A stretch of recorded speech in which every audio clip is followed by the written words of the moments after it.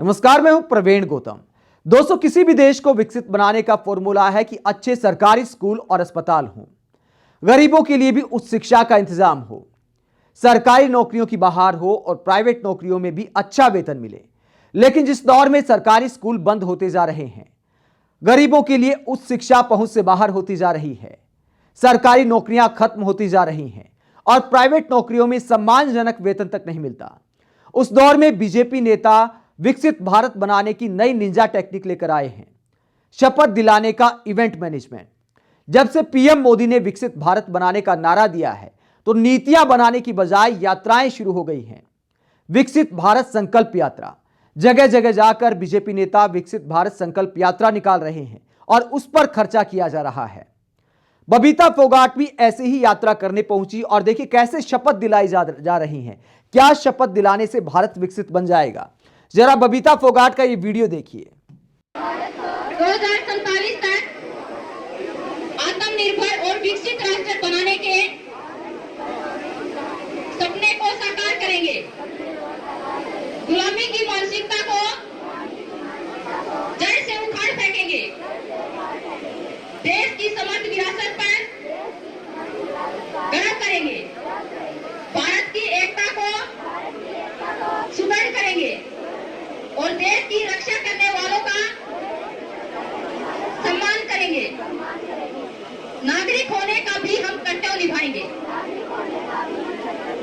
सभी का बहुत बहुत धन्यवाद और इन सब चीजों को याद करते हुए विकसित भारत को आगे बढ़ाने का सपना साकार करने के लिए हम हर रोज ये शपथ लेंगे। ठीक है ना?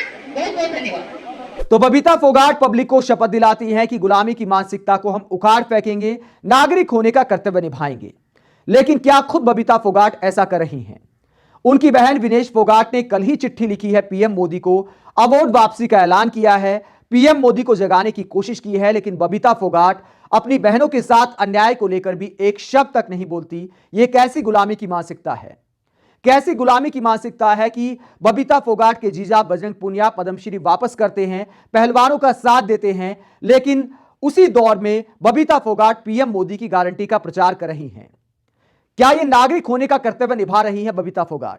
कम से कम एक पहलवान होने के नाते, एक पुरुष कुश्ती खिलाड़ी होने के नाते, महिला पहलवानों का साथ देते हुए कुछ शब्द तो बोलने चाहिए। और लोकप्रियता कैसी है बबीता फोगाट की अपने क्षेत्र में? आप ये देखिए, स्कूल के छात्रों को पकड़कर शपथ दिलाई जा रही है।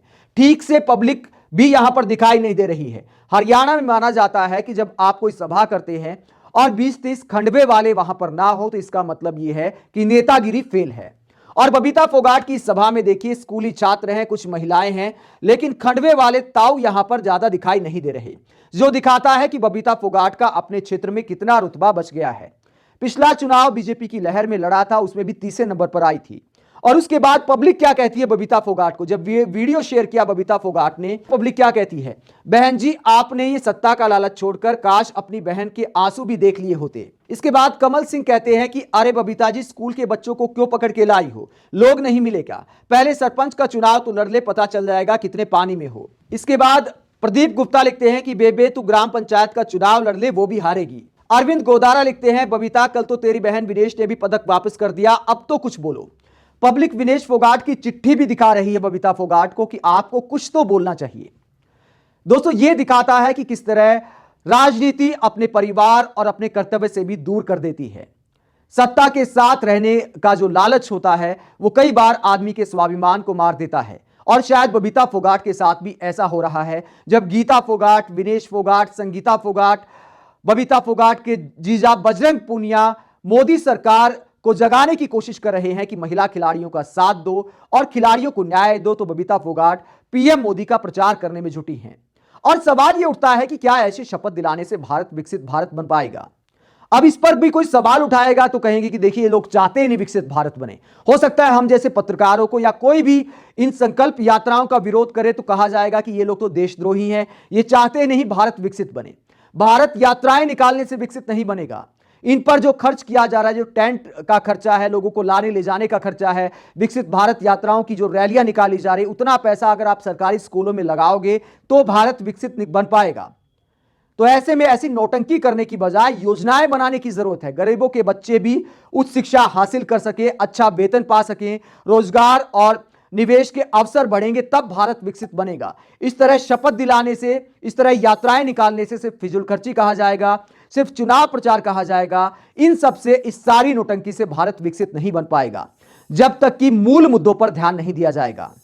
आप ऐसी विकसित भारत यात्राओं को लेकर क्या सोचते हैं और बबीता फोगाट की खामोशी को लेकर क्या सोचते हैं, कमेंट बॉक्स में अपनी राय जरूर दें।